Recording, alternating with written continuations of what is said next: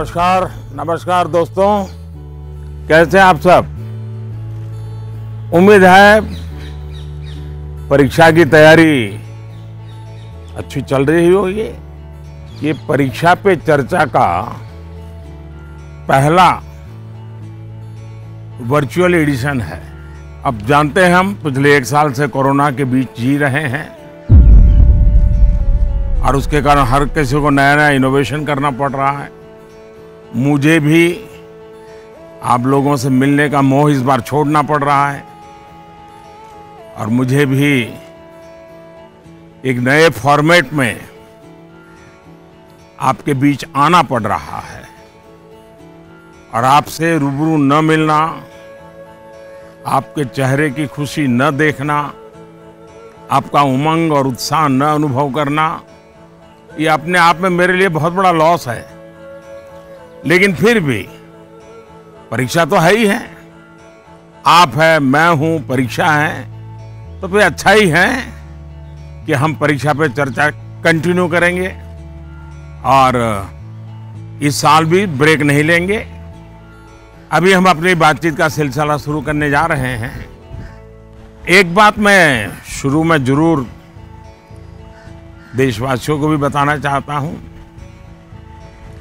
और गार्डियंस को बताना चाहता हूं, टीचर्स को बताना चाहता हूं। ये परीक्षा पे चर्चा है, लेकिन सिर्फ परीक्षा की ही चर्चा नहीं है। बहुत कुछ बातें हो सकती हैं। एक हल्का फुल्का माहौल बनाना है, एक नया आत्मविश्वास पैदा करना है और जैसे अपने घर में बैठ के बातें करते हैं, अपनों के बीच बात करते हैं, यार दोस्तों के साथ बात करते हैं, आइए हम भी ऐसे ही बात करेंगे।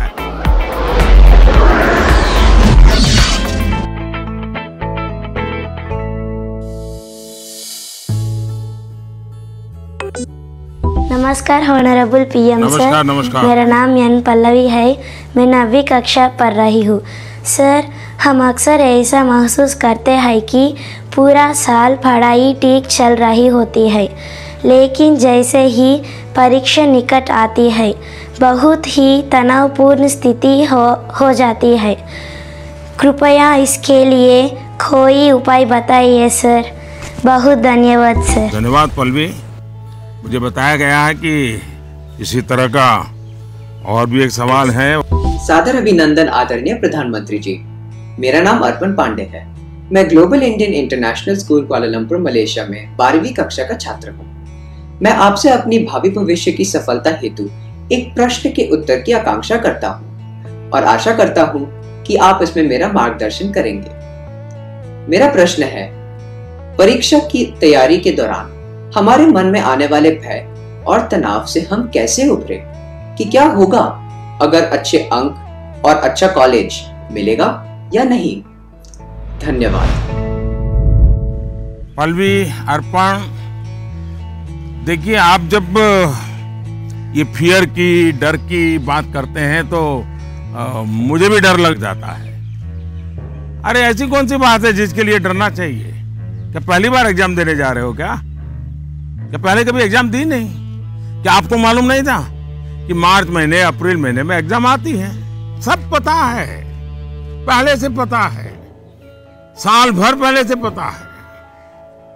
अचानक तो नहीं आया है, और जो अचानक नहीं आया है, कोई आसमान नहीं टूट पड़ा है। इसका मतलब हुआ कि आपको डर एग्जाम का नहीं है, आपको डर किसी और का है। वो क्या है? आपके आसपास एक माहौल बना दिया गया है कि यही एग्जाम सब कुछ है, यही जिंदगी है, और इसके लिए पूरा सामाजिक वातावरण, कभी कभी स्कूल का वातावरण भी, कभी कभी माँ बाप भी, कभी अपने रिश्तेदार भी एक ऐसा माहौल बना देते हैं, ऐसी चर्चा करते हैं कि जैसे कोई बहुत बड़ी घटना से आपको गुजरना है, बहुत बड़े संकट से गुजरना है। मैं उन सब से कहना चाहूंगा, खास करके मैं पेरेंट्स से कहना चाहता हूं, आपने क्या करके रख दिया है? मैं समझता हूं कि ये सबसे बड़ी गलती है। हम आवश्यकता से अधिक ओवर कॉन्शियस हो जाते हैं, हम थोड़े ज्यादा ही सोचने लग जाते हैं, और इसलिए मैं समझता हूं कि जिंदगी में ये कोई आखिरी मुकाम नहीं है। ये जिंदगी बहुत लंबी है, बहुत पड़ाव आते हैं, एक छोटा सा पड़ाव है। हमें दबाव नहीं बनाना चाहिए, चाहे टीचर हो, स्टूडेंट हो, परिवारजन हो, यार दोस्त हो। अगर बाहर का दबाव कम हो गया, खत्म हो गया, तो एग्जाम का दबाव कभी महसूस नहीं होगा। कॉन्फिडेंस फलेगा, फूलेगा, प्रेशर रिलीज हो जाएगा, डिक्रीज हो जाएगा, और बच्चों को घर में सहज तनाव मुक्त जीना चाहिए। छोटी मोटी हल्की फुल्की बातें जो रोज करते थे वैसी करनी चाहिए। देखिए दोस्तों, पहले क्या होता था, पहले माँ बाप बच्चों के साथ ज्यादा इन्वॉल्व रहते थे और सहज भी रहते थे और कई विषयों पर इन्वॉल्व रहते थे। आज जो भी इन्वॉल्व रहते हैं वो ज्यादातर कैरियर, एग्जाम, पढ़ाई, किताब, सिलेबस, मैं उसको सिर्फ इन्वॉल्वमेंट नहीं मानता हूं। और इससे इन्हें अपने बच्चों के असली सामर्थ्य का पता नहीं होता है। अगर माँ बाप ज्यादा इन्वॉल्व है तो बच्चों की रुचि, प्रकृति, प्रवृत्ति इस सब को अच्छी तरह समझते हैं और जो कमियां हैं उन कमियों को समझ करके उसको भरने की कोशिश करते हैं, और उसके कारण बालक का कॉन्फिडेंस लेवल बढ़ता है। उसकी स्ट्रेंथ माँ बाप को पता है, उसकी वीकनेसेस माँ बाप को पता है, और उसके कारण माँ बाप समझते हैं कि ऐसे समय वीकनेसेस को बाजू में करो, स्ट्रेंथ को जितना बल दे सकते हो दो। लेकिन आज कुछ माँ बाप इतने व्यस्त हैं कि उन्हें बच्चों के साथ रियल सेंस में इन्वॉल्व होने का समय ही नहीं मिलता। इसका परिणाम क्या होता है, आज बच्चे के सामर्थ्य का पता लगाने के लिए पेरेंट्स को एग्जाम के रिजल्ट का शीट देखना पड़ता है, और इसलिए बच्चों का आकलन भी बच्चों के रिजल्ट तक ही सीमित हो गया है। मार्क्स के परे भी बच्चे में कई ऐसी चीजें होती हैं जिन्हें पेरेंट्स मार्क ही नहीं कर पाते हैं। साथियों, हमारे यहाँ एग्जाम के लिए एक शब्द है कसौटी, मतलब खुद को कसना है। ऐसा नहीं है एग्जाम आखिरी मौका है, बल्कि एग्जाम तो एक प्रकार से एक लंबी जिंदगी जीने के लिए अपने आप को कसने का उत्तम अवसर है, एक अपॉर्चुनिटी है। समस्या तब होती है जब हम एग्जाम को ही जैसे जीवन के सपनों का अंत मान लेते हैं, जीवन मरण का प्रश्न बना देते हैं। दरअसल एग्जाम जीवन को गढ़ने का एक अवसर है, एक अपॉर्चुनिटी है, एक मौका है। उसे उसी रूप में लेना चाहिए। एक्चुअली हमें अपने आप को कसौटी पर कसने के मौके खोजते ही रहना चाहिए ताकि हम और बेहतर कर सकें। हमें भागना नहीं चाहिए। आइए दोस्तों, अगले सवाल की तरफ बढ़ते हैं। माननीय प्रधानमंत्री जी नमस्कार, मेरा नाम पुण्य सुन्या है। मैं कक्षा 11वीं की छात्र हूँ। मेरे विद्यालय का नाम विवेकानंद केंद्र विद्यालय निर्जुली, डिस्ट्रिक्ट पापुमपारे, स्टेट अरुणाचल प्रदेश है। माननीय प्रधानमंत्री जी, कुछ सब्जेक्ट्स और कुछ चैप्टर्स है जिनको लेकर मैं सहज नहीं हूँ, उनसे पीछा चुराने में लगी रहती हूँ। मैं चाहे कितनी भी कोशिश क्यों ना करूँ, मैं उन्हें पढ़ नहीं पाती हूँ। शायद ये इसलिए होता है क्योंकि मुझे उनसे डर लगता है। सर, इस स्थिति को कैसे दूर किया जा सकता है? धन्यवाद सर। चलिए, आंध्र से हम मलेशिया से अब अरुणाचल पहुंच गए और मुझे बताया गया है कि इसी प्रकार का कोई और एक सवाल भी है। माननीय प्रधानमंत्री जी नमस्कार, मेरा नाम विनीता गर्ग है और मैं SRDAV पब्लिक स्कूल में 25 वर्ष से कार्यरत हूँ। मेरा प्रश्न है, कुछ सब्जेक्ट्स ऐसे हैं जिसमें कई स्टूडेंट्स को डर का सामना करना पड़ता है, इस वजह से वह इनसे बचते हैं। इसके बारे में इतिहास या गणित जैसे विषयों के शिक्षक अच्छी तरह से समझ सकते हैं।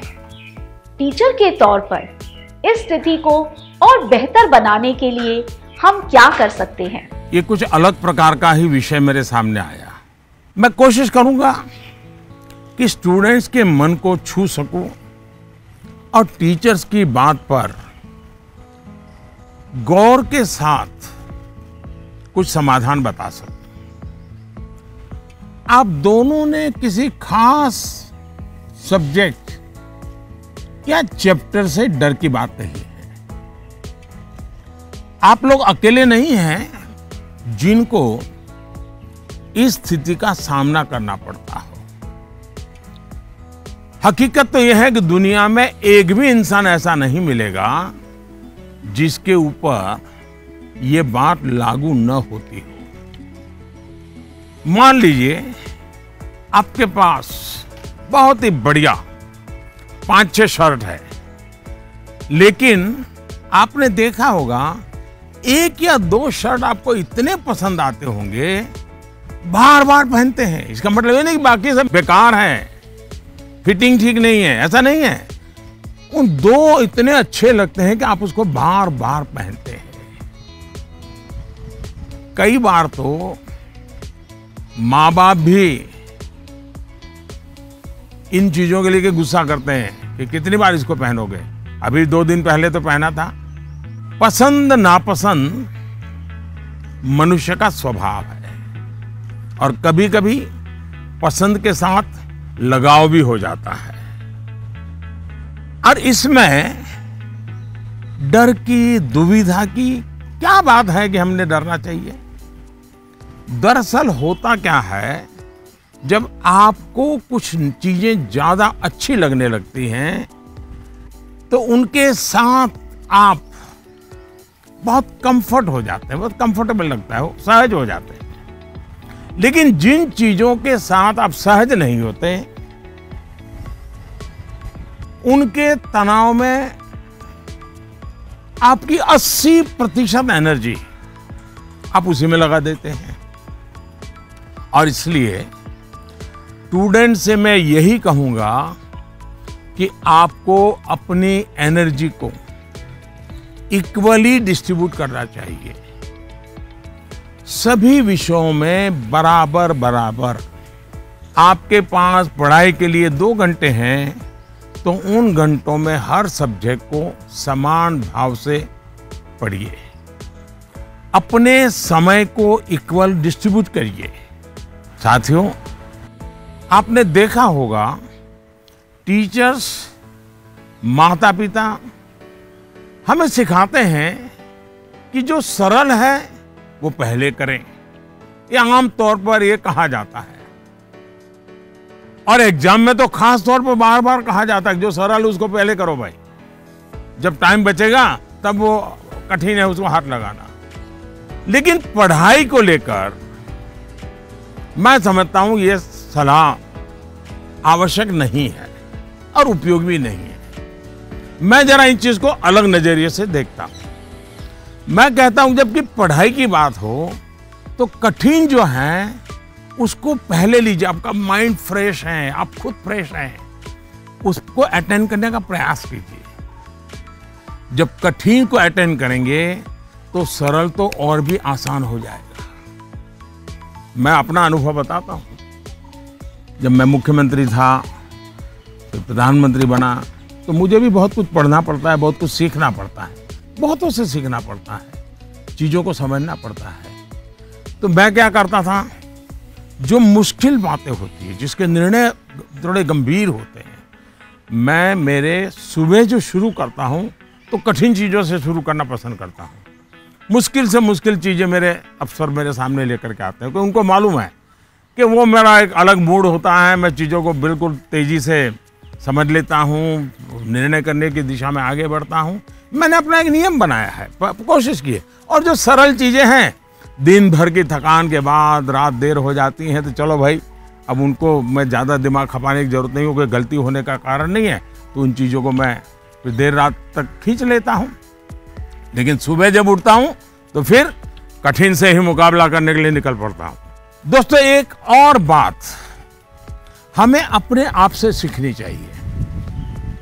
आप देखिए, जो लोग जीवन में बहुत सफल हैं वो हर विषय में पारंगत नहीं होते, लेकिन किसी एक विषय पर, किसी एक सब्जेक्ट पर उनकी पकड़ जबरदस्त होती है। अब जैसे लता दीदी हैं, लता मंगेशकर जी की पूरे दुनिया में नाम है, हिंदुस्तान के हर जुबान पे नाम है, लेकिन अगर कोई जाकर के उनको कहे कि आज हमारे क्लास में आइए और ज्योग्राफी पढ़ाइए, हो सकता है वो न भी पढ़ा भी पाए, मैं नहीं जानता हूं कि वो पढ़ा पाए न पढ़ा पाए, लेकिन लता जी की महारत ज्योग्राफी में शायद न भी हो, लेकिन संगीत की दुनिया में उन्होंने जो किया हुआ है, एक विषय पर जिस प्रकार से अपना जीवन खपा दिया है, आज वो हर एक के लिए प्रेरणा का कारण बन गई है। और इसलिए आपको भले कुछ सब्जेक्ट मुश्किल लगते हो, ये कोई आपके जीवन में कोई कमी नहीं है। आप बस ये ध्यान रखिए कि इस मुश्किल लगने वाले सब्जेक्ट की पढ़ाई से खुद को दूर मत कीजिए, उसे भागिए मत।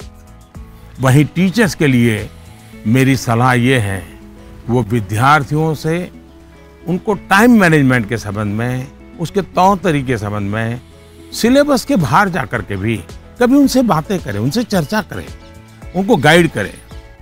विद्यार्थियों को टोकने के बजाय उन्हें गाइड करें। टोकना, रोकना, उसका प्रभाव मन पे और ज्यादा नेगेटिव फैलता है। प्रोत्साहित करने से वो कॉन्सेंट्रेटेड ताकत के रूप में कन्वर्ट हो जाता है। कुछ बातें क्लास में सार्वजनिक तौर पर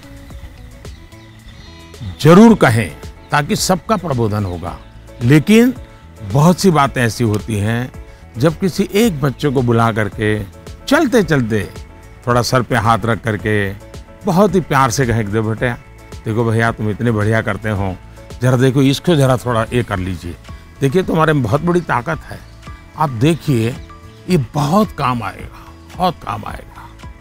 एक काम करिएगा,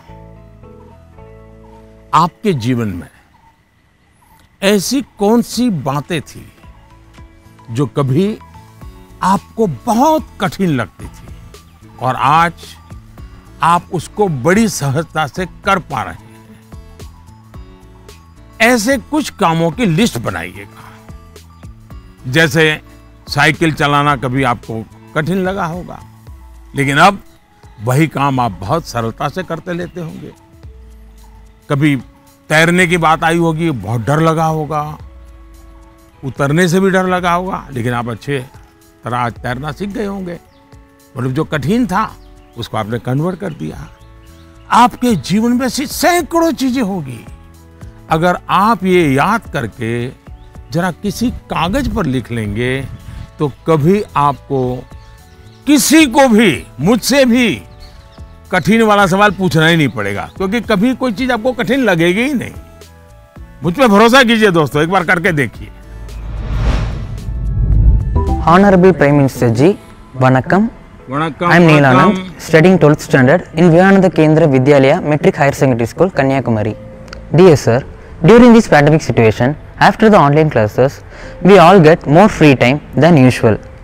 I would like to know how can we make the best use of our free time. My thanks to our Honorable Prime Minister for giving this opportunity. वणक्कम। मम्मी पापा को पता चलेगा ना कि आप परीक्षा के समय में खाली समय की बात कर रहे हैं। तो फिर देखिए क्या होता है। खैर, मुझे ये सवाल बहुत अच्छा लगा कि आप एग्जाम के समय भी खाली समय पर ध्यान दे रहे हैं, खाली समय पे चर्चा कर रहे हैं। देखिए दोस्तों, खाली समय, इसको खाली मत समझिए। ये खजाना है, खजाना। खाली समय एक सौभाग्य है, खाली समय एक अवसर है।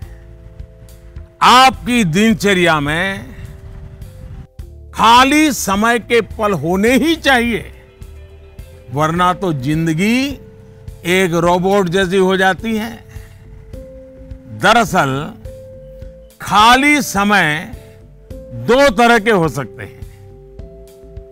एक जो आपको सुबह से ही पता है कि आज आप 3 से 4 बजे तक फ्री हैं, या आने वाले रविवार को आप आधा दिन फ्री हैं, या आप 4 तारीख को छुट्टी है, आप दोपहर तक आपके पास कोई काम नहीं, आपको पता है।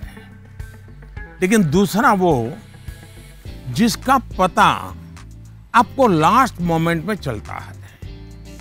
अगर आपको पहले से ही पता है कि मेरे पास खाली समय है, तो आप अपने पेरेंट्स या अपने बहन भाई से कह सकते हैं कि मैं आपकी हेल्प करूंगा। आपको क्या काम करना है, आप क्या कर रहे हैं, मैं क्या हेल्प कर सकता हूं। दूसरा, आप सोचें कि ऐसी कौन सी चीजें हैं जो आपको खुशी देती हैं।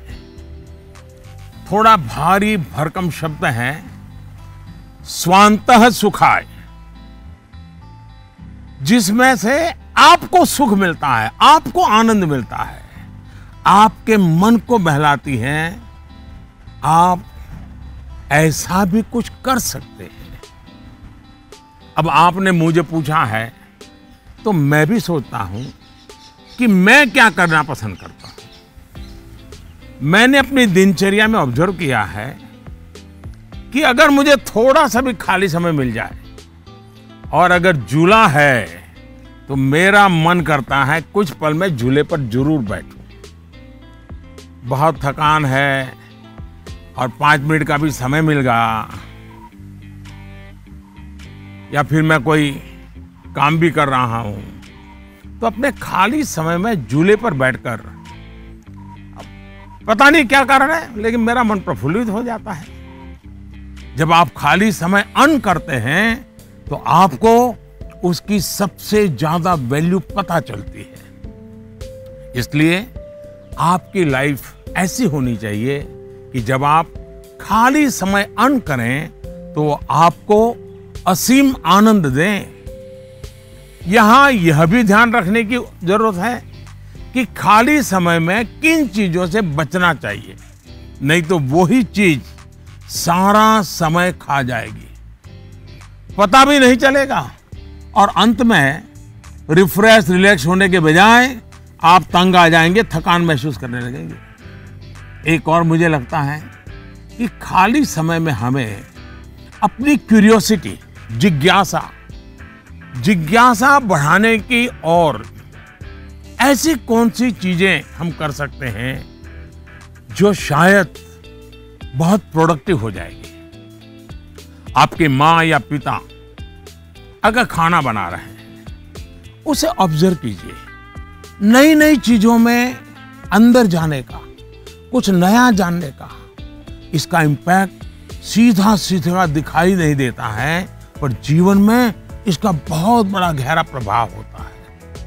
फ्री टाइम का एक और बेस्ट यूज हो सकता है कि आप कुछ गतिविधियों से अपने आप को जोड़ें, जिसमें आप को एक्सप्रेस कर पाए, आपकी यूनिकनेस को बाहर ले आ सके, जिसमें आप अपनी इंडिविजुअलिटी से जुड़ सके। ऐसा करने के बहुत से तरीके हैं और आप भी ऐसे बहुत से तरीके जानते हैं। स्पोर्ट्स हैं, म्यूजिक है, राइटिंग है, पेंटिंग है, स्टोरी राइटिंग है, आप बहुत कुछ कर सकते हैं। अपने थॉट्स को, इमोशंस को एक्सप्रेस करने का एक क्रिएटिव तरीका दीजिए, अवसर दीजिए। नॉलेज का दायरा कई बार वहीं तक सीमित होता है जो आपको उपलब्ध है, जो आपके आसपास है, लेकिन क्रिएटिविटी का दायरा नॉलेज से भी बहुत दूर तक आपको ले जाता है, बहुत विस्तार के फलक पर ले जाता है। क्रिएटिविटी आपको उस क्षेत्र में ले जा सकती है जहां पहले कभी कोई नहीं पहुंचा, जो नया हो। हमारे यहाँ कहा जाता है, जहां न पहुंचे रवि वहां पहुंचे कवि। ये क्रिएटिविटी की तो बात है। नमस्ते ऑनरेबल पीएम सर, मैं आशा केकतपुरे बेंगलोर से। मेरा सवाल आपसे ये है कि बच्चों को गुड वैल्यू सिखाने का सबसे अच्छा तरीका क्या है? धन्यवाद। मुझे एक सवाल जो आया है वो नमो ऐप पर आया है। उसका विजुअल मेरे पास नहीं है, लेकिन मुझे वो सवाल अच्छा लगा, इसलिए मुझे लगता है कि मैं ज़रूर आपसे शेयर करूं। पटना से सवाल है, प्रवीण कुमार ने पूछा है, सर आज माँ बाप के लिए बच्चे बड़े करना थोड़ा मुश्किल हो गया है। कारण है आज का जमाना और आज के बच्चे। ऐसे में हम कैसे ये सुनिश्चित करें कि हमारे बच्चों का व्यवहार, आदतें और चरित्र अच्छा हो। प्रवीण कुमार एक जागरूक पिता के रूप में शायद मुझे पूछ रहे हैं। बड़ा कठिन सवाल है मेरे लिए। मैं कहूंगा कि पहले तो आप स्वयं चिंतन करें, आत्मचिंतन करें। क्या ऐसा तो नहीं है कि जीवन जीने का जो तरीका आपने चुना है, आप चाहते हैं वैसे ही जिंदगी आपके बच्चे भी जिए, और थोड़ा सा भी उनमें बदलाव आता है तो आपको लगता है कि पतन हो रहा है, वैल्यूज का ह्रास हो रहा है। मुझे बराबर याद है, एक बार मैं स्टार्टअप से जुड़े हुए नौजवानों से मैंने एक समारोह किया। तो बंगाल की एक बेटी जिसने स्टार्टअप शुरू किया है अपनी पूरी कैरियर छोड़ करके, तो उसने अपना अनुभव बताया, वो मुझे हमेशा याद रहता है। उस बेटी ने कहा कि मैंने अपनी नौकरी छोड़ दी, कैरियर छोड़ दी और स्टार्टअप शुरू किया, और मेरी माँ को जब पता चला तो मेरी माँ ने तुरंत कहा सर्वनाश। यानी इतना माँ को झटका लगा, लेकिन बाद में वो बेटी स्टार्टअप में बहुत सफल रही थी। आपको सोचना चाहिए कि आप अपने भाव विश्व में अपने बच्चों को जकड़ने का प्रयास तो नहीं कर रहे हैं, और इसलिए आपका परिवार, आपकी परंपराएं, उसमें मूलभूत मूल्यों को कैसे जोड़ दें, हमें आइडेंटिफाई करना चाहिए। जैसे हमारे यहाँ कहा जाता है, जन सेवा ही प्रभु सेवा है। ये हमारे शास्त्रों में मूल्य के रूप में है, लेकिन आपके घर में पूजा पाठ तो बहुत होती है। दुनिया को दिखता है कि आप बहुत धार्मिक हैं, रिचुअल से भरा जीवन है, लेकिन आप जनसेवा में कहीं नजर नहीं आते हैं। अब जब आपकी संतान पास देखती हैं तो उसके मन में कॉन्फ्लिक्ट शुरू हो जाता है, सवाल खड़े हो जाते हैं, और सवाल उठना स्वाभाविक में है। उसी प्रकार से भी हमारे मूल्य हैं कि जीव मात्र से परमात्मा का वास है। उसी प्रकार से हम सबकी मान्यता है और हमें यह सिखाया गया है, हमारे जीवन मूल्य के रूप में प्रस्थापित हो चुका है, और हमारी सोच है कि जीव मात्र में परमात्मा का वास है। लेकिन आपके घर में जो काम करने आते हैं, झाड़ू पोछा लगाने आते हैं, लिफ्ट चलाने वाला होता है, आपको स्कूल में छोड़ने वाला ऑटो रिक्शा ड्राइवर है, क्या कभी आपने उनसे उनके सुख दुख की चिंता और चर्चा की है? क्या कभी आपने पूछा वे आपके परिवार में तो किसी को कोरोना नहीं हुआ है ना? आपके परिवार के तो सब सुखी है ना? आप जिस गांव से आए हो उस गांव में तो सब ठीक है ना? क्या आपने कभी पूछा है? अगर आप ऐसा करते तो आपको अपने बच्चे को मूल्य नहीं सिखाने पड़ते। मैं आप पर सवाल नहीं खड़े कर रहा, एक सामान्य व्यवहार की बात कर रहा। कुछ लोग वाकई ऐसा नहीं करते। बच्चे का बर्थडे होता है, बहुत सारी तैयारियां होती है। कितने लोग अपने घर में काम करने वाले कि जो भी काम करना है 5 बजे तक पूरा कर दो, 6 बजे जब मेहमान आना शुरू हो जाएंगे तब तुम भी हमारे परिवार के मेहमान के रूप में कपड़े पहन करके, अच्छे कपड़े पहन करके परिवार के सबको लेकर के आ जाना। आप देखिए आप उनसे क्या कहते हैं। आज घर में बहुत से मेहमान जाने वाले हैं, देर तक रुकना पड़ेगा। आप ऐसा कहने के बजाय क्या कहते हैं, देखो कल बहुत मेहमान आने वाले हैं, बहुत काम है, तुम घर बता के आ जाना, देर से आऊंगा, देर से आऊंगी। यानी आपका बच्चा देख रहा है कि इतना बड़ा उत्सव है घर में, लेकिन वो जो मेरे लिए मेहनत करते हैं दिन रात, वो तो इसमें हिस्सेदार ही नहीं है। और तभी उस बच्चे के मन में टकराव शुरू होता है। मैं आपको एक और उदाहरण देता हूं। हम कहते हैं बेटा बेटी एक समान, ये मूल्य है हमारे यहां देव रूप की जो कल्पना की गई है उसमें स्त्री भगवान का उतना ही महत्व है। लेकिन हमारे घर के वातावरण में बेटे और बेटी के बीच जाने अनजाने में जो ट्रीटमेंट किया जाता है उसमें असमानता होती है। उसके बाद जब वही बेटा समाज जीवन में जाता है तो उसके द्वारा नारी समानता में कुछ न कुछ कमी की संभावना बन ही जाती है।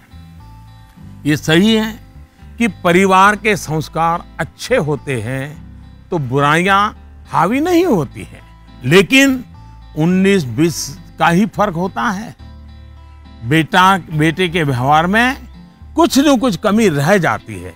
इसलिए हमने जो अपना भाव विश्व बनाया हुआ है वो जब व्यवहार की कसौटी पर खरा नहीं उतरता है तब बच्चों के मन में अंतर्द्वंद शुरू हो जाता है।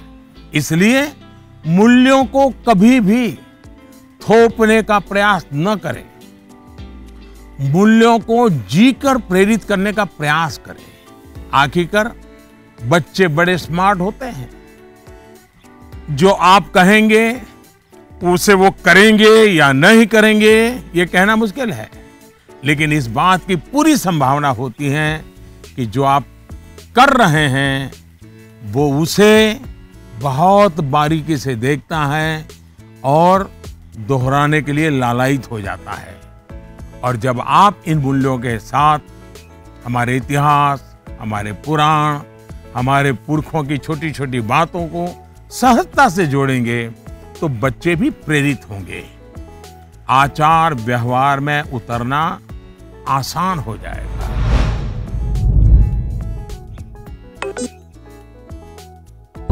नमस्कार सर, मैं प्रतिभा गुप्ता, कुंदन विद्या मंदिर लुधियाना से। सर, मेरा आपसे सवाल ये है कि हमें हमेशा काम करवाने के लिए बच्चों के पीछे भागना पड़ता है, तो हम कैसे उन्हें सेल्फ मोटिवेटेड बना सकते हैं ताकि वे अपनी चीजें खुद करें?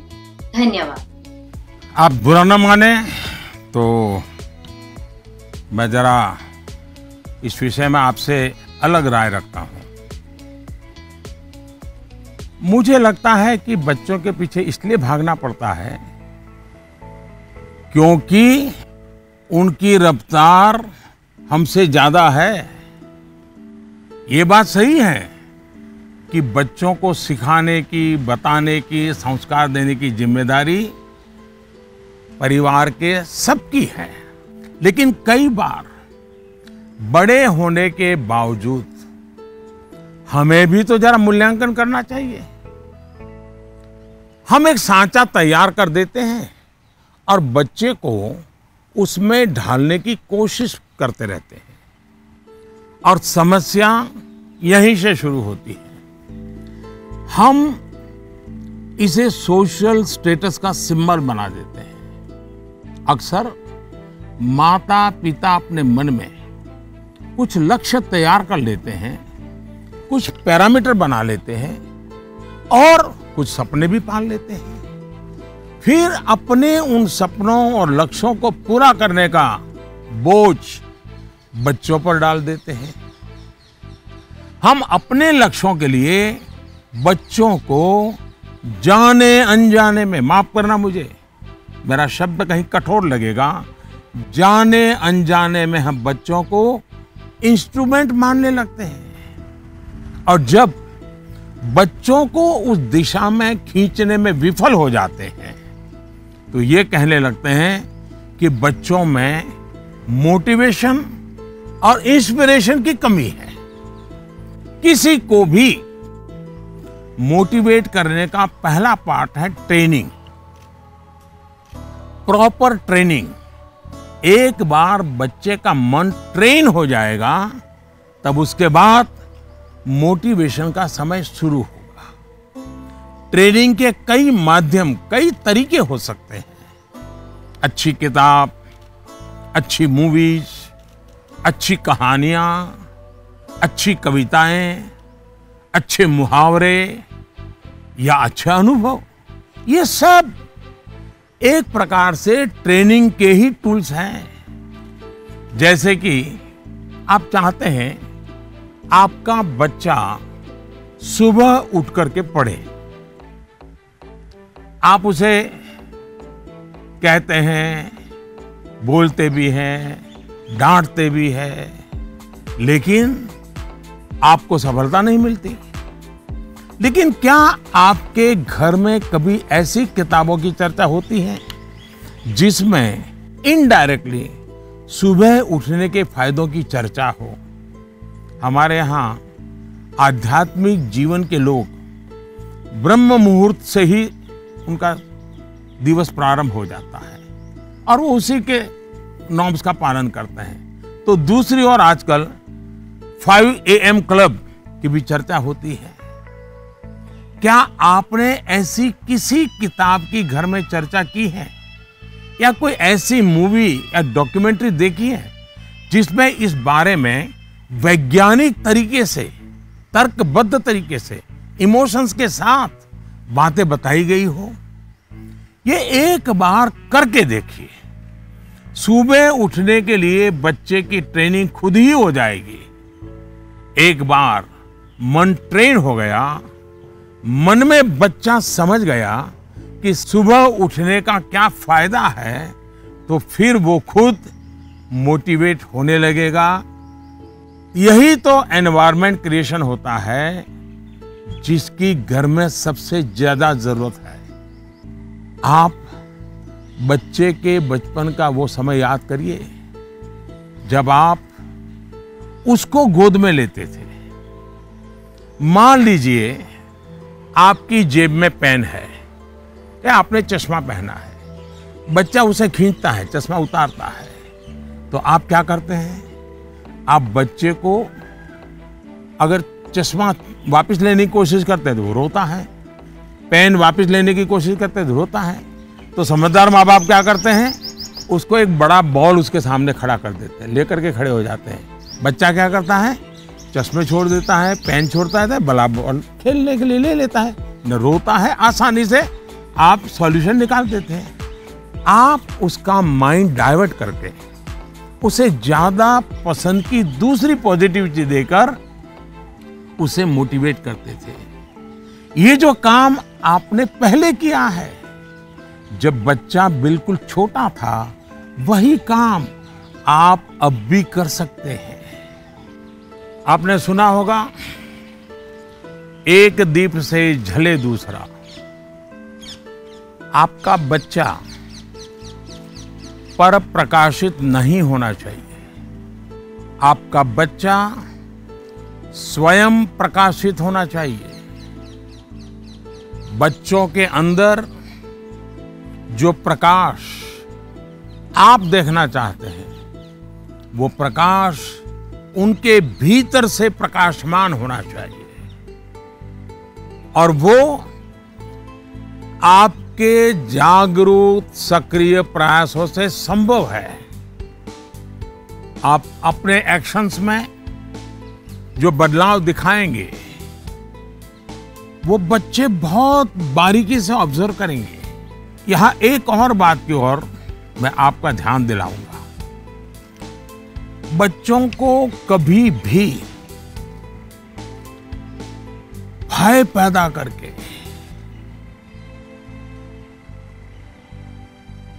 ये होगा तो ये होगा, ऐसा होगा तो ऐसा होगा, कृपा करके ऐसी कोशिश मत कीजिए।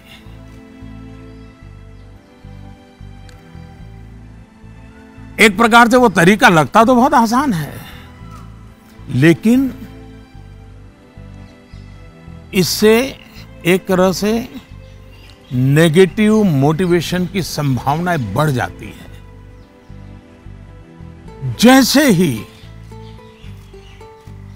आपने जो हवा खड़ा किया है वो खत्म हो जाता है, बच्चे का मोटिवेशन भी खत्म हो जाता है। और इसलिए पॉजिटिव मोटिवेशन साथ साथ बार बार पॉजिटिव रीइंफोर्समेंट पर बल देते रहना चाहिए।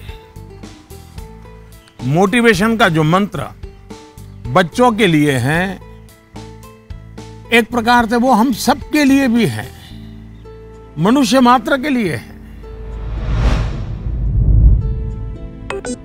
Namaste Prime Minister sir, my name is Tanay and I am a student of Salmiya Indian Model School, Kuwait. Sir, I have a question to ask you that how to prepare ourselves for the battle of life. Thank you sir. NaMo app पर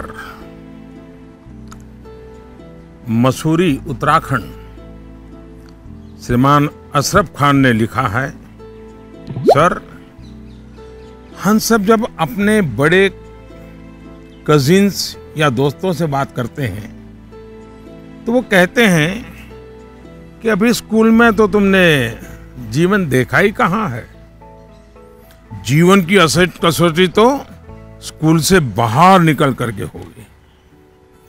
मेरा सवाल यह है कि आज हम अपने आप को कल की चुनौतियों के लिए कैसे तैयार करें।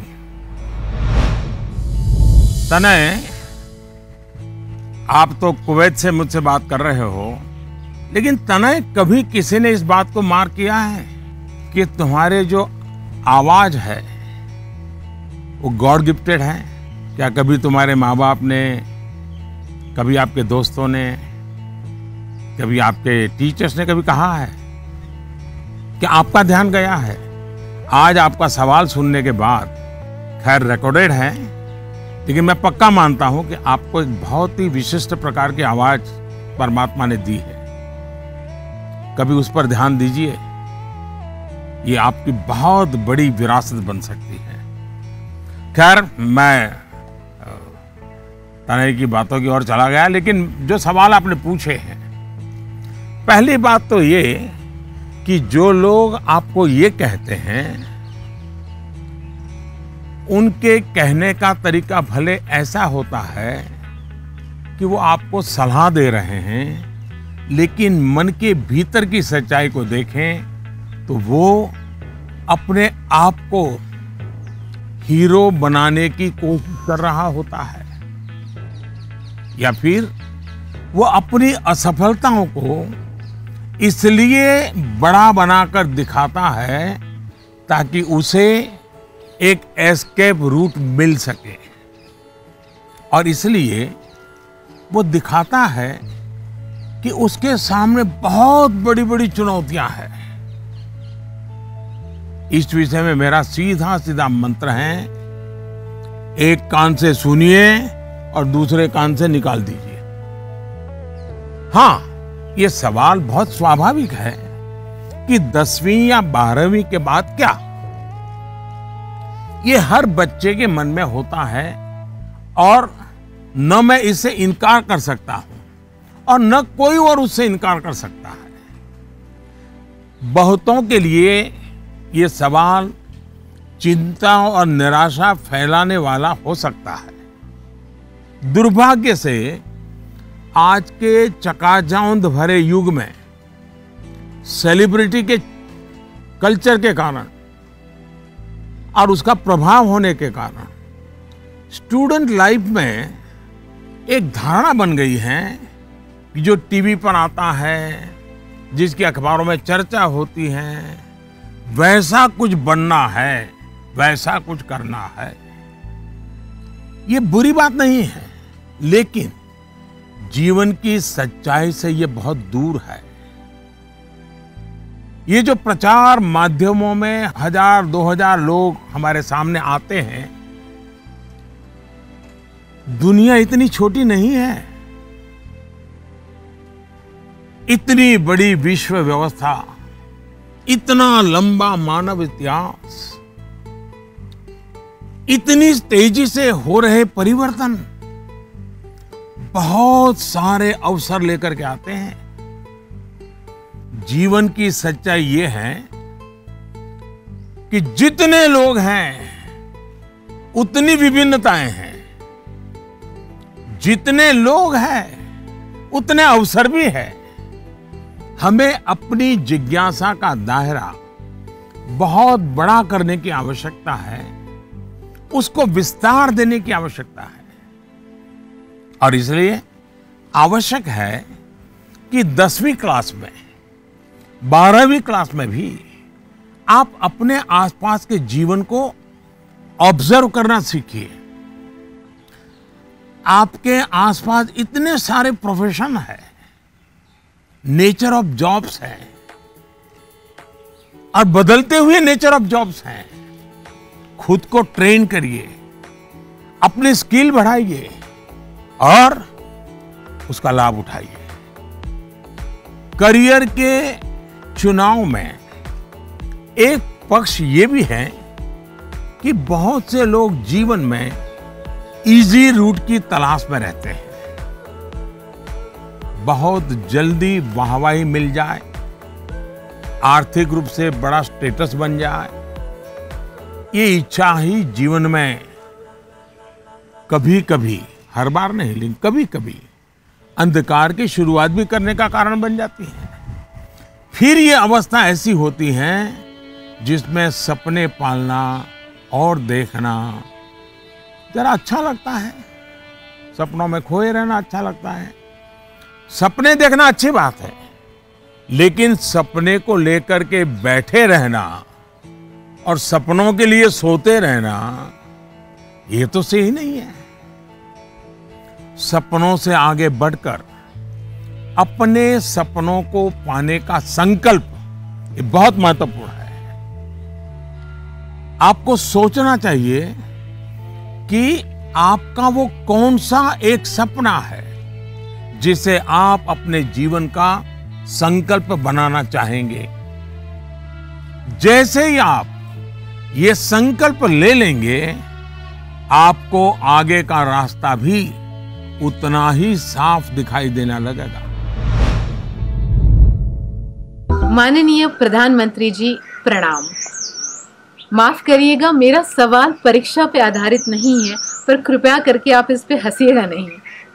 आजकल के बच्चे प्रॉपर खाना नहीं खाना चाहते, सारा टाइम चिप्स, चॉकलेट और जंक पे उनका ध्यान रहता है। आप कृपया करके हमें ये बताइए कि हमें इसके बारे में क्या करना चाहिए। इसी पर कुछ और सवाल भी मेरे साथ हैं, और ये नरेंद्र मोदी ऐप पर छत्तीसगढ़ रायपुर से सुनीता पॉल जी ने लिखा, सर हमारे बच्चों को हम जो टिफिन में देते हैं वे उस चीज को खाते नहीं और हमेशा फास्ट फूड खाने की जिद करते हैं। कृपया इस मुद्दे पर हमारा मार्गदर्शन करें। मैं समझ नहीं पा रहा हूं कि मैं ये सारे सवाल सुनकर के मुस्कुराऊं या जोरों से हंस पड़ूं। अगर इस मुद्दे पर हम मनोवैज्ञानिक तरीके से आगे बढ़े तो शायद इसका समाधान आसान हो जाएगा। हमारी जो ट्रेडिशनल खाने की चीजें हैं, मनोवैज्ञानिक रूप से उनके प्रति हम सहज रूप से गौरव का भाव पैदा करें। उसकी जो विशेषता है उसकी बात करें। खाना पकाने की हमारी जो प्रक्रिया है, किचन की जो एक्टिविटी है, वो घर के बाकी सदस्यों को पता होनी चाहिए कि कितनी मेहनत करने के बाद खाना पकता है। बच्चों के सामने भी ये सारी बातें चर्चा में लानी चाहिए। कैसे खाना पकता है, कितनी देर लगती है, कितने इंग्रेडिएंट्स होते हैं। उन्हें महसूस होगा कि आखिर कितनी मेहनत का काम होता है और तब जाकर के मेरी थाली भरती है। दूसरा, आज के जमाने में खाने पीने की बहुत सारी वेबसाइट है। हेल्दी फूड की भी कोई कमी नहीं है। क्या हम इनसे भी जानकारियां जुटाकर ऐसी चीजों को लेकर कोई गेम डेवलप कर सकते हैं जो हम हफ्ते में एक बार खेल सकें?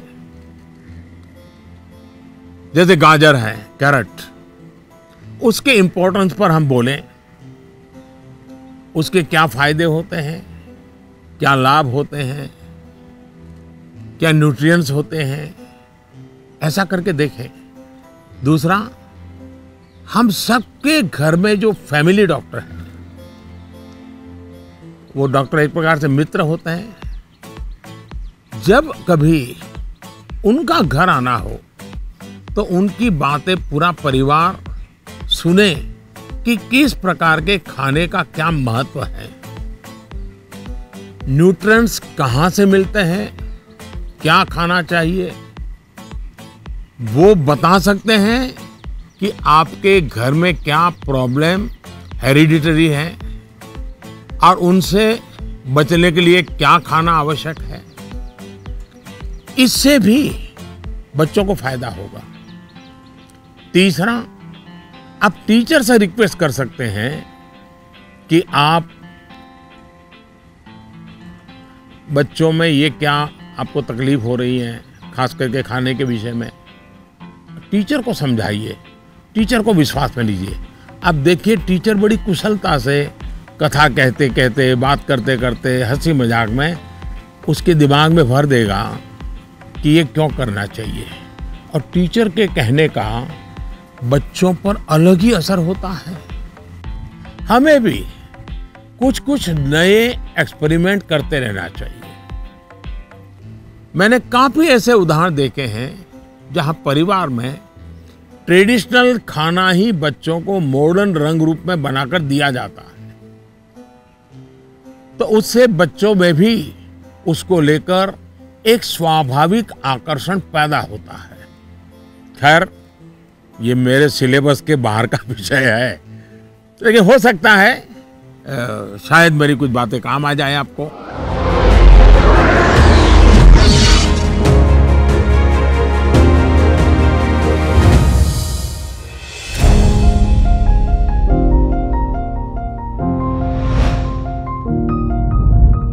दिव्यांका, नमस्कार। दिव्यांका, क्या पढ़ती हो? जी सर, मैं कॉमर्स की छात्रा हूँ। और पुष्कर की ही रहने वाली हो? जी सर। तो पुष्कर की कोई पवित्र चीज का मुझे वर्णन करोगी? क्या है पुष्कर की विशेषता? पुष्कर में एकमात्र ब्रह्मा मंदिर है। हाँ। और जो पुष्कर राज है वह 68 तीर्थों का गुरु है। अच्छा, ब्रह्मा का क्या रोल रहा है? जी, उन्होंने पृथ्वी को क्रिएट किया है। अच्छा बताइए दिव्यांका, क्या सवाल था आपके मन में? सर, मेरे कुछ मित्र ऐसे हैं जिनकी मेमोरी एवरेज है। वे किसी भी विषय को कितना भी पढ़ ले, वे परीक्षा में उसे याद नहीं रख पाते हैं। सर, वे ऐसा क्या करें कि वे उस विषय को याद रख सके? अच्छा, तो आपको मेमोरी की जड़ी बूटी चाहिए। जी सर। देखिए दिव्यांका, आप सबसे पहले अपनी डिक्शनरी से इस शब्द को डिलीट कर दीजिए। आप सोचिए ही नहीं कि आपके पास याद करने की शक्ति नहीं है। अगर आप खुद से जुड़ी कुछ घटनाओं को देखें तो आपको पता चलेगा कि वास्तव में आपको बहुत सारी चीजें याद रहती हैं। जैसे आपकी मदर टंग, क्या मदर टंग आपने किसी को बहुत ग्रामर के साथ पढ़ाया था क्या, सिखाया था क्या? नहीं सर। आपको याद होगा? नहीं, नहीं नहीं। क्या स्कूल में आपने सीखी या किताब में कहीं भी नहीं? हाँ, ये सब सुन करके सीख ली। तो यही वो चीजें हैं, जरा सोचिए कि आपको जो पसंद है, क्या इन चीजों को याद रखने के लिए आपने कभी कोशिश की थी? वो बातें जिनसे आप पूरी तरह जुड़ गए हैं, मग्न हो गए हैं, वो बातें हिस्सा बन गई हैं, आपके विचार प्रवाह का हिस्सा बन गई हैं, उन्हें आप कभी नहीं भूलते। दूसरे शब्दों में कहूं तो ये मेमोराइज नहीं है, एक्चुअली ये इंटरनलाइज है। और इंटरनलाइज करना यही इसका एक अच्छा रास्ता है। और इसलिए आपको याद करने पर जोर देने के बजाय उसे जीने की कोशिश करनी चाहिए। सहजता, सरलता, समग्रता के साथ आपके पास भी वही सारी शक्तियां हैं जो किसी बहुत टैलेंटेड व्यक्ति के पास होती है। सोचिए, अपने भाई या बहन के साथ अगर आपका झगड़ा हुआ हो तो वो आपको एकदम याद रहता है, आप उसे भूलते नहीं है। यहां तक कि आपको यह भी याद रहता होगा कि उस समय आपने, आपके भाई बहन ने कौन से कपड़े पहने थे, आप खड़े खड़े लड़ रहे थे कि दौड़ते हुए लड़ रहे थे, सब याद होगा, एक एक वाक्य याद होगा। जी सर। यानी इसका एक मतलब यह है कि आप उसमें फुली इन्वॉल्व थे, आप उस क्षण को पूरी तरह जी रहे थे। साफ है कि चीजें याद रहे, प्रॉपरली रिकॉल कर सके, उसके लिए आप जिस क्षण में हैं उस क्षण में ही रहना और उसमें पूरी तरह से इन्वॉल्व रहना बहुत जरूरी है। यानी हम पढ़ाई कर रहे हैं, किताब हाथ में है और मन है खेल के मैदान में, सहेलियों के साथ, दोस्तों के साथ, फिर तो मामला गड़बड़ हो जाता है। आगे जाकर आप में से कोई विद्यार्थी अगर साइकोलॉजी पढ़ेगा तो उसमें मेमोरी बाय एसोसिएशन का कंसेप्ट विस्तार से समझाया जाएगा। आप याद कीजिए कि स्कूलों में सुबह असेंबली में राष्ट्रगान होता है। अब जन गण मन हर कोई गाता है, लेकिन क्या कभी आपने जनगण मन गाते समय आपने उस राष्ट्रगान के साथ देश में ट्रैवल किया क्या? आप उसके साथ जो शब्द आते हैं उन शब्दों के साथ अपने आप को विजुअलाइज कर पाए कि नहीं कर पाए? पंजाब को, गुजरात को, महाराष्ट्र को, बंगाल को मन ही मन राष्ट्रगान गाते समय ट्रैवल किया क्या? आपको एकदम से याद होना शुरू हो जाएगा। मन ही विजुअलाइज करेंगे तो आपको अच्छे से याद रह जाएगा। इसका तो एक फायदा और होगा, आप इस देश के साथ भी एकाकार होते चले जाएंगे। यानी इन्वॉल्व, इंटरनलाइज, एसोसिएट और विजुअलाइज। मेमोरी को शार्प करने के लिए इस फॉर्मूले पर आप चल सकते हैं। मैं आपको एक और उदाहरण देता हूं। आपके पास नोटबुक्स होती हैं, अलग अलग विषयों की किताबें होती हैं। आप जब भी घर से निकले ये तय करके निकले कि बैग में इतने नंबर पर इस विषय की नोटबुक होगी और इतने नंबर पर इस विषय की किताब होगी। चौथे नंबर पे हो सकती है, तीसरी पर हो जाए। और आपने अगर 3 नंबर पर हिस्ट्री की किताब रखी है, 5 नंबर पर भूगोल की किताब रखी है, तो जब भी आप हिस्ट्री की किताब निकालने जाएं तो बिल्कुल आंख बंद करके 3 नंबर की किताब निकालते हैं आप। देखिएगा आपका कॉन्फिडेंस लेवल कितना बढ़ जाएगा। चलिए, मुझे अच्छा लगा, आपसे बात करने का मौका मिला और मैं राजस्थान के लोगों को भी और पुष्कर की पवित्र धरती को भी आज यहाँ से नमन करता हूँ। बहुत बहुत धन्यवाद। नमस्ते जी। नमस्कार सर। हाँ बताइए। मेरा प्रश्न यह है कि जब हम किसी प्रश्न का उत्तर याद करते हैं तो वह हमें अच्छी तरह से याद हो जाता है, लेकिन जब हम स्कूल में लिखना शुरू करते हैं तो क्वेश्चन पेपर को देखकर ही हम अचानक से सब कुछ भूल जाते हैं। सर कृपया करके यह बताइए कि ऐसा क्यों होता है। Thank you sir. आपका शुभ नाम क्या? सुहान सहगल। अच्छा सहगल जी, आप पढ़ते कहाँ हैं? Alcon international school. अच्छा, ये सवाल पहले किसी को पूछा है? नहीं सर। नहीं पूछा? मम्मी पापा को पूछा? नहीं सर। टीचर को पूछा? नहीं सर। लो, बड़े कमाल के हो यार। मैं ही मिला क्या तुम्हें? लेकिन आपका सवाल मैं समझता हूं ज्यादातर विद्यार्थियों के मन में रहता है। जब मैं भी तुम्हारी तरह पढ़ता था ना, तो ये बात तो मन में रहती थी कि यार पता नहीं क्यों याद नहीं आ रहा है। देखिए, परीक्षा हॉल में जाते समय आपको अपने मन को बिल्कुल शांत करके जाना चाहिए। मैं अभी टीवी स्क्रीन पर आपको देख रहा हूं, इतना शांत आपका चेहरा है, इतने विश्वास के साथ आप बैठे हैं, मुस्कुराते भी हैं। ये जो अवस्था है ना, एग्जामिनेशन में जाए ना तब भी ऐसा ही रहिए, आपको कभी नहीं भूलेंगे। आपका मन अशांत रहेगा, चिंता में रहेगा, आप घबराए हुए रहेंगे, तो इस बात की संभावना बहुत ज़्यादा होगी कि जैसे ही आप क्वेश्चन पेपर देखेंगे कुछ देर के लिए सब कुछ भूल जाएंगे।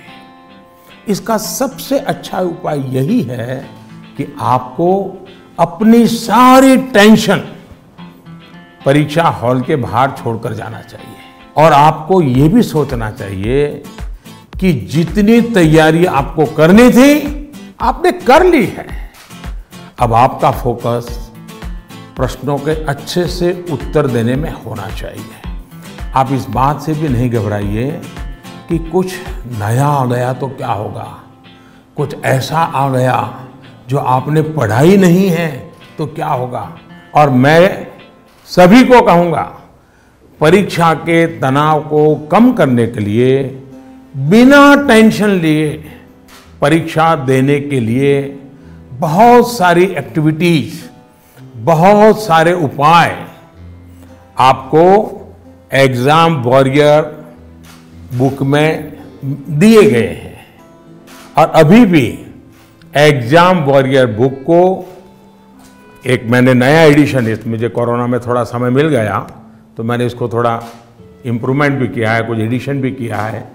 इस बार इसमें बच्चों के लिए ही मंत्र नहीं है, बल्कि मैंने पेरेंट्स के लिए भी काफ़ी कुछ लिखा है। कई सारी एक्टिविटीज नमो ऐप पर भी दी हुई है। आप इसमें पार्टिसिपेंट करके अपने मित्रों के साथ शेयर भी कर सकते हैं। और मुझे विश्वास है, थोड़ा सा प्रयास कीजिए, मन में से निकल जाएगा और आपको पक्का फायदा होगा। और आपके साथियों, और मैं ही आपसे चाहूँगा कि आपको जब भी फायदा हो तो मुझे लिख करके दीजिए। एग्जाम वॉरियर पढ़ करके मुझे चिट्ठी लिखिए, लिखोगे ना? जी सर। वाह, शाबाश। Thank you sir. नमस्ते जी। मेरा नाम भारवी पोपट है। मैं गुजरात अहमदाबाद के ग्लोबल मिशन इंटरनेशनल स्कूल संस्कार धाम के कक्षा 11वीं कॉमर्स की छात्रा हूँ। श्रीमान, इस कोरोना काल में उद्योग, व्यापार, सरकार को भी तकलीफ आई होगी, लेकिन क्या आपने सोचा है कि विद्यार्थियों को क्या तकलीफ आई? सर, इस संकट को मैं अपने जीवन में किस रूप में याद रखूं? ऐसा लगता है कि हम छात्रों का एक साल निरर्थक हो गया हो। मेरी जगह आप होते तो क्या करते? आपका मार्गदर्शन हमें दिशा देगा। धन्यवाद। धारवी आपका छोटा भाई है? बड़ा भाई, छोटा भाई कोई है घर में? छोटी बहन है। हैं? छोटी बहन है सर। छोटी बहन है। अच्छा जी सर। छोटी बहन को ऐसे ही डांटती हो जैसे अभी कह रही थी? नहीं सर। है? ऐसे आंखें खोल करके बोल रही थी। अच्छा, साबरमती आश्रम पहले आई थी कि आज पहली बार आई? सर, फर्स्ट टाइम आई हूँ आज। फर्स्ट टाइम आई हो? कितने साल से अहमदाबाद में रह रही हो? 6 years सर। अच्छा, तो 6 साल से रह रही हो और आपको कभी मन नहीं कर गया कि भारत की आजादी का इतना महत्वपूर्ण स्थान, वहां कभी जाना चाहिए? आज तो सुबह से आ गए होंगे आप लोग? जी सर, बिल्कुल। तो आपने देखा क्या? आज सब चीजें देखी क्या? हाँ सर, देखी। मन को शांति का अनुभव हुआ? हाँ सर, बहुत शांति का अनुभव हुआ। देखिए, जा करके अपने संस्कार धाम के दोस्तों को भी कहो कि साबरमती आश्रम जाना चाहिए, और अपने परिवार और मित्रों के भी कहो कि साबरमती आश्रम जाना चाहिए और वहाँ की शांति का अनुभव करना चाहिए। कुछ पल मौन वहाँ बैठना चाहिए। करोगे? हाँ सर। अच्छा, अब आप चलिए, आपके सवाल पर आता हूँ। मैं तो एकदम से धारवी को उपदेश ही देने लग गया था। देखिए, आपकी बात बिल्कुल सही है। कोरोना का प्रश्न है, मैं तो इसे इस रूप में देखता हूं कि जो गलती आपने नहीं की उसका खामियाजा आपको उठाना पड़ा। ये आपके लिए जीवन की एक सीख है कि कई बार जीवन में बहुत कुछ अचानक घटता है, अकल्पनीय घटता है, और इन घटनाओं पर आपका कोई नियंत्रण नहीं होता है। कोरोना में भी हम कह सकते हैं कि बच्चों का, युवाओं का जो नुकसान हुआ है वो बहुत बड़ा है। बचपन के लिए तो 1 साल का नुकसान बड़ी इमारत की नींव में एक खालीपन जैसा है। इस कमी को भरना आसान नहीं है। स्कूल एज मतलब हंसना, खेलना, मिट्टी में खेलना, मिट्टी उछालना, गर्मी, सर्दी, बरसात, हर चीज का आनंद, दोस्तों के साथ, क्लासरूम में, टीचर के साथ गप्पे मारना, बातें करना, घर की छोटी सी भी घटना चारों दौर एकदम से बता देना, उनके बीच रहना, ये सब जीवन की विकास यात्रा के लिए बहुत अनिवार्य होता है। इन सब चीजों से आप सहज ही कितना कुछ सीख सकते हैं। आपको भी लगता ही होगा, कोरोना काल के पहले का समय आप याद करते होंगे तो सोचते होंगे कि कितना कुछ मिस किया है। लेकिन कोरोना काल में अगर काफी कुछ खोया है तो बहुत कुछ पाया भी है। कोरोना की सबसे पहली सीख तो यही है कि आपने जिस चीज को, जिन जिन लोगों को मिस किया, उनकी आपके जीवन में कितनी बड़ी भूमिका है, ये इस कोरोना काल में ज्यादा पता चला है। आपको इस बात का एहसास हुआ कि किसी को भी फॉर ग्रांटेड नहीं लेना चाहिए। खेलकूद हो, स्कूल में फिजिकल क्लासेस हो, या फिर आपके घर के पास सब्जी बेचने वाले, कपड़े प्रेस करने वाले, पास के बाजार के दुकानदार, जिन लोगों को, जिन बातों को आपने रूटीन समझ लिया था, उनका जब मिस करते हैं तब उनका सबका महत्व हम सबको अनुभव होता है, आपको भी पता चला है। इसलिए इस दिशा में आपको लगातार जागरूक रहना चाहिए और लाइफ लॉन्ग इस लेसन को याद रखना चाहिए। कोरोना के बाद भी इन चीजों की उपेक्षा नहीं करनी चाहिए। वहीं आपको यह भी याद रहना चाहिए, जीवन को सच्चे अर्थ में जीने के लिए कितनी कम चीजों की जरूरत होती है। दूसरा, इस एक साल में आपको कहीं ना कहीं जाने अनजाने में आपको खुद के भीतर झोंकने का, खुद को जानने का एक अवसर भी मिला होगा। कोरोना काल में एक और बात ये भी हुई है कि हमने अपने परिवार में एक दूसरे को ज्यादा नजदीकी से समझा है। कोरोना ने सोशल डिस्टेंसिंग के लिए मजबूर किया, लेकिन परिवारों में इमोशनल बॉन्डिंग को भी इसने मजबूत किया है। कोरोना काल ने यह भी दिखाया है कि एक संयुक्त परिवार की ताकत क्या होती है, घर के बच्चों के जीवन निर्माण में उनका कितना रोल होता है। मैं चाहूंगा कि सोशल साइंस के लोग, हमारी यूनिवर्सिटीज इस पर रिसर्च करें, कोरोना काल के फैमिली लाइफ पर स्टडी करें, कैसे इस संकट से मुकाबला करने में संयुक्त परिवार ने समाज को ताकत दी। इस पहलू को खंगाले। कोरोना आने के बाद ये जो आयुर्वेदिक काढ़ा, पौष्टिक भोजन, साफ सफाई, इम्यूनिटी, ऐसे अनेक महत्वपूर्ण विषयों पर हम सबका ध्यान गया है। इन सब के लिए लोगों ने जो जो किया वो अगर पहले से करते आ रहे होते तो शायद परेशानी इससे भी कम होती। लेकिन अच्छा है, अब ये बदलाव लोगों ने अपने जीवन में शामिल कर लिया है, और इसलिए मैं यही कहूंगा, ये बहुत बड़ी बात है कि परिवार के बच्चे ऐसे गंभीर पहलुओं पर सोच रहे हैं, बात कर रहे हैं। धन्यवाद बेटा, धन्यवाद। नमस्कार। प्रति माननीय प्रधानमंत्री महोदय, সকলো অসমবাসী ৰাইজৰ ফালৰ পৰা মই অভিনন্দন জ্ঞাপন কৰিলোঁ। माननीय प्रधानमंत्री महोदय, मैं कृष्टि सैकिया केंद्रीय विद्यालय IIT गुवाहाटी की 10वीं कक्षा की छात्रा हूँ और समस्त असम वासियों की ओर से आपको प्रणाम। सर, नई पीढ़ी की एक बच्चे के तौर पर हम अपने पेरेंट्स और अपने बीच की जनरेशन गैप को हमेशा कम करना चाहते हैं। तो प्राइम मिनिस्टर सर, हम ये किस प्रकार कर सकते हैं, कृपया अपने मार्गदर्शन दीजिए। क्या नाम बताया बेटा? सर, कृष्टि सैकिया। इतनी बढ़िया हिंदी कैसे बोल लेती हो? धन्यवाद सर। तो बहुत अच्छा है। एक विद्यार्थी के रूप में आपने जो सवाल पूछा है उसके लिए मैं आपकी बहुत सराहना करता हूं। ये बताता है कि आप उस मुद्दे को लेकर कितने संवेदनशील हैं। आप न केवल इस विषय को समझ रहे हैं, बल्कि दो पीढ़ियों के बीच जनरेशन गैप कम हो, इसका भी प्रयास कर रहे हैं। लेकिन मुझे पेरेंट्स से इस विषय पर बात करनी है।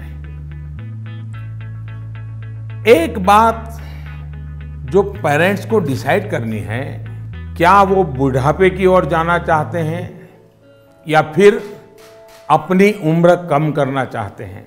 और आप भी बेटा अपने मम्मी पापा को जरूर ये सवाल पूछना। अगर पेरेंट्स बुढ़ापे की तरफ जाना चाहते हैं तो बेशक अपने बच्चों के साथ डिस्टेंस बना ले, गैप बढ़ाते रहें। अगर आपको जीवन की और आगे बढ़ना है, अपनी उम्र घटानी है, युवा बने रहना है, तो आप अपने बच्चों के साथ गैप कम कीजिए, क्लोजनेस बढ़ाइए। ये आपके फायदे वाला है। आप याद करिए, जब आपका बच्चा 1 साल की उम्र का था तो आप उसके साथ कैसे बातें करते थे? तब आप उसे हंसाने के लिए कैसी कैसी आवाजें निकालते थे। आप अपने चेहरे के भांति भांति के एक्सप्रेशन बनाकर कैसे उससे बात करते थे। ऐसा करते हुए क्या कभी आपने सोचा कि कोई देखेगा तो क्या कहेगा? कभी आपने सोचा कि लोग आपको ऐसा करते हुए देखेंगे तो ये कहेंगे ये कैसे चेहरे बना रहा है, कैसी आवाज निकाल रहा है? क्या कभी उस समय आपने ये सोचा कि आपके बच्चे के मन में क्या चल रहा होगा? आपको उस समय आनंद आया, इसलिए आपने ये किया। आपने किसी की परवाह नहीं की, यानी आप सब कुछ छोड़कर खुद एक बच्चे बन गए। बच्चे से खेलने के लिए आप खुद खिलौना बन गए और बच्चे के खिलौनों से भी उतना ही चाव से खेले। आप याद करिए, कभी आप घोड़ा बने होंगे, कभी बच्चे को पीठ पर बिठाकर चले होंगे, कभी कंधे पर बिठाकर, कभी चार पैर करके चले होंगे। बच्चा रोया होगा तो उसे चुप कराने के लिए आप भी झूठ मूठ कर रोए होंगे। तब आपको कोई फर्क नहीं पड़ता था कि देखने वाला क्या कहेगा, घर के बाकी लोग क्या कहेंगे, समाज क्या कहेगा, दोस्त क्या कहेगा, कुछ नहीं सोचा। क्या कभी सोचा था?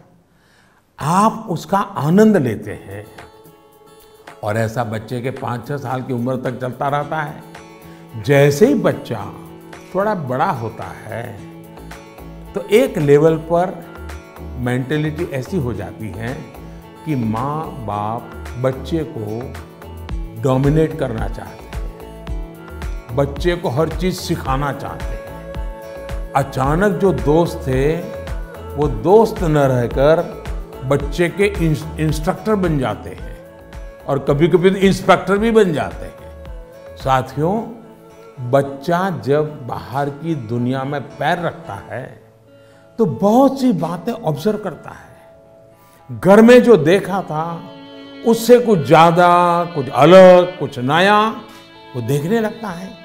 उस समय आपकी ये जागरूक जिम्मेदारी है कि उस नए वातावरण में आपका बच्चा और अधिक फले फूले। और इसका उत्तम तरीका है कि आप उसके मन से जुड़े, उसके मन से ही करें और उसकी हर बात को इमोशनली अटैच होकर के सुने।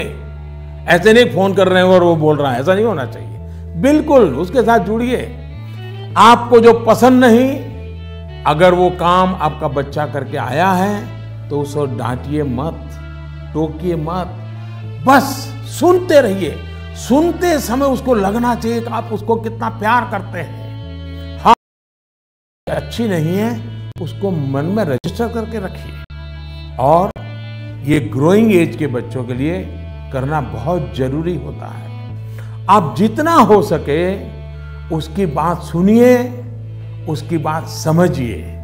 आप इंस्ट्रक्टर बनकर उसे सुबह से शाम तक क्या करना है ये मत समझाइए। बार बार ये मत पूछिए कि मैंने ये कहा था, क्या क्या किया। बस अपनी आंखें खुली रखिए, कान खुले रखिए, उस पर ध्यान रखिए।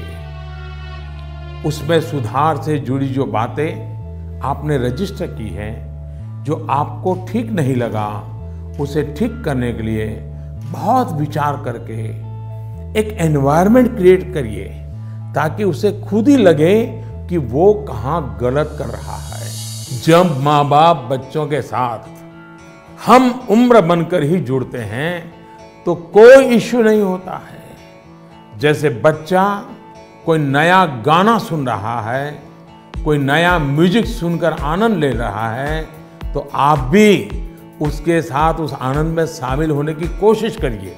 आप उसको मत कहो कि 30 साल पहले हमारे जमाने में तो वो गाना था, हम वो बजाएंगे। नहीं, ऐसा मत करो। वो जो गाना उसको पसंद है आप उससे जुड़िए, आनंद लीजिए ना। ये समझने की कोशिश तो करिए कि आखिर ऐसा क्या है उस गाने में कि आपका बच्चा उसे पसंद कर रहा है। लेकिन होता क्या है कि हम देखते हैं ठीक इसी समय कुछ माता पिता ये कहने लगते हैं कि ये क्या बेकार का गाना सुन रहे हो, असली म्यूजिक तो हमारे समय में होता था। अब तो जो बनता है वो सिर्फ शोर शराबा होता है। होता क्या है कि बच्चा आप आकर के आपको कोई बात बताता है, वो बताता है कि आज स्कूल में हमने ये किया, तो कहीं आप अपनी ही कहानी लेकर तो नहीं बैठ जाते हैं कि अरे ये तो ऐसे ही, क्या है, क्या नई चीज है, ये तो वैसा ही है। अपने बच्चे के साथ उसकी जनरेशन की बातों में उतनी ही दिलचस्पी दिखाइएगा, आप उसके आनंद में शामिल होंगे तो आप देखिएगा जनरेशन गैप कैसे खत्म हो जाती है और शायद जो बात आप कहना चाह रहे हैं वो उसके समझ में भी आ जाए। और इसलिए जनरेशन गैप को कम करने के लिए बच्चों और बड़ों को एक दूसरे को समझना होगा, खुले मन से गपशप करनी होगी, खुलकर बातें करनी होगी, समझना होगा, सुनना होगा और फिर आपको बदलने की तैयारी भी रखनी होगी। चलिए, असम से इतना बढ़िया सवाल मुझे मिला, जरा मैं लंबा ही जवाब दे गया, लेकिन मुझे अच्छा लगा। बहुत बहुत धन्यवाद बेटा। धन्यवाद सर। नमस्ते सर। नमस्ते। I am Shreyan Roy of class 10. I study in Central Model School, Barakpur, Kolkata. Sir, in the exam season, what scares us more is that what happens after exam. What will happen if our result does not come so good? Is failure in examination is actually the failure in our life too? अरे यार, ऐसा कैसे सोचते हो, हैं? अगर आप exam warrior किताब पढ़ते तो ये सारे सवालों के जवाब आप खुद ही लोगों को दे देते। लेकिन आपका सवाल महत्वपूर्ण है और शायद ऐसे सवाल बार बार उठते भी हैं और बार बार जवाब देने भी होते हैं। एक बार कहने से बात बनने वाली नहीं है।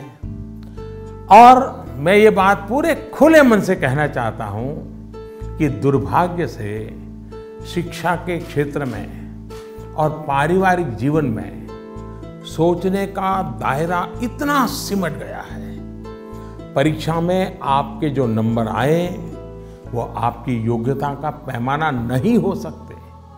भारत ही नहीं, दुनिया में आप ऐसे बहुत से सफल लोगों को देखेंगे जो क्लास में नंबरों में भले अच्छे नहीं थे, लेकिन आज वो अपनी फील्ड में सर्वश्रेष्ठ हैं। ये परीक्षा सिर्फ एक पड़ाव है। इस परीक्षा में नंबर कम आने का मतलब ये नहीं होना चाहिए कि आपके जीवन में बहुत बड़ा नुकसान हो गया। हाँ, भविष्य में आपको जिस एक चीज से आपको बचकर रहना चाहिए उसके बारे में मैं आपको जरूर बताऊंगा।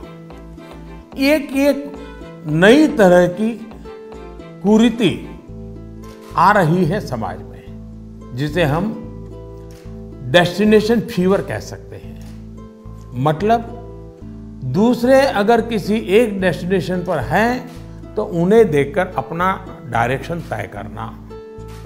आपका कोई रिश्तेदार कहीं जाकर सफल हुआ, आपको लगता है वहां जाकर आप भी सफल हो जाएंगे।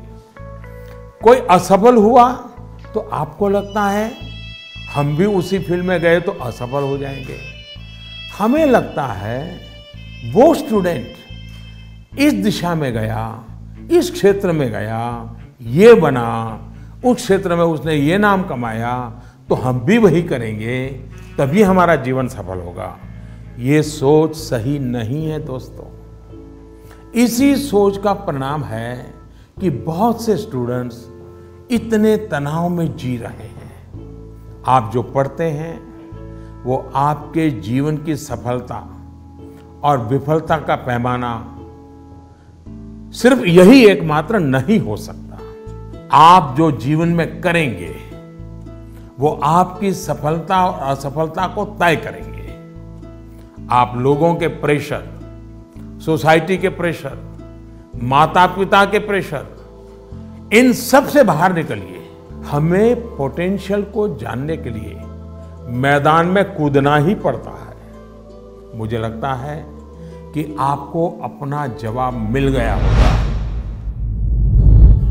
साथियों, मुझे बहुत अच्छा लगा आप सबसे वर्चुअली मिलने का मुझे मौका मिला। मैं आप सबका बहुत बहुत धन्यवाद करता हूं। वाकई मुझे बहुत आनंद आया।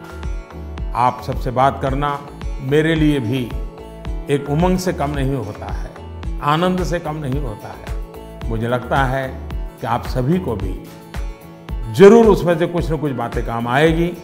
जरूरी नहीं है कि मैंने जो कहा है उसी पर चलना चाहिए। सोचिए, अपने तरीके से सोचिए। साथियों, आज मैं आपको एक बड़े एग्जाम के लिए तैयार करना चाहता हूँ। ये बड़ा एग्जाम है जिसमें हमें 100% मार्क लेकर के पास होना ही है। ये है अपने भारत को आत्मनिर्भर बनाना।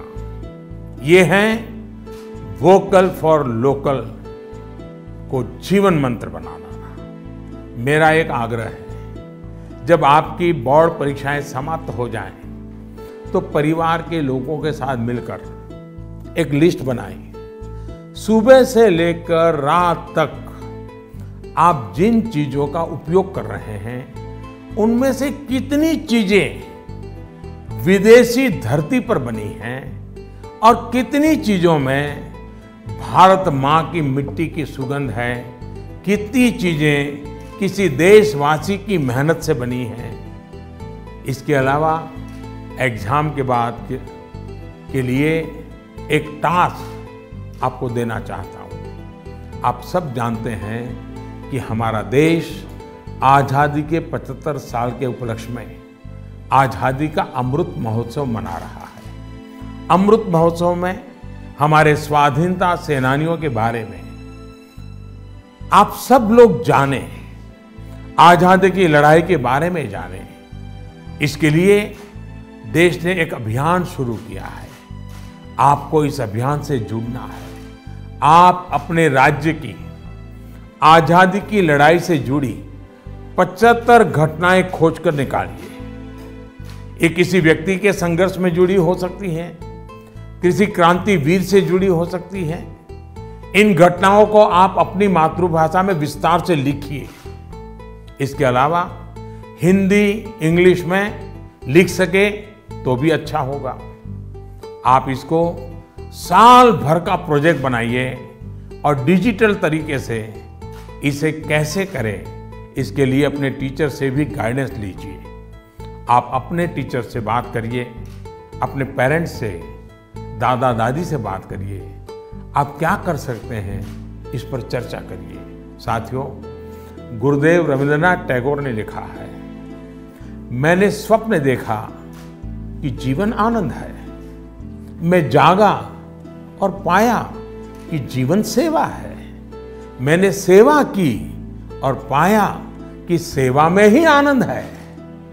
आप खुद भी देखिए, जब हमारी इच्छाएं, हमारे लक्ष्य देश की सेवा से जुड़ जाते हैं, तो हम करोड़ों जीवनों से जुड़ जाते हैं। इसलिए बड़े सपने रखने हैं, देश के लिए सोचना है। मुझे पूरा भरोसा है आप ये एग्जाम बहुत अच्छे मार्क्स से पास करेंगे। उसके बाद जीवन में बहुत आगे जाएंगे। इसलिए खूब पढ़िए, खूब खेलिए, खूब मस्ती करिए। रिजल्ट के बाद मुझे अपने संदेश भी जरूर भेजिएगा, मुझे इंतजार रहेगा। इन्हीं शुभकामनाओं के साथ सभी मेरे युवा साथियों का, नन्हे नन्हे दोस्तों का बहुत बहुत धन्यवाद। अनेक अनेक शुभकामनाएं।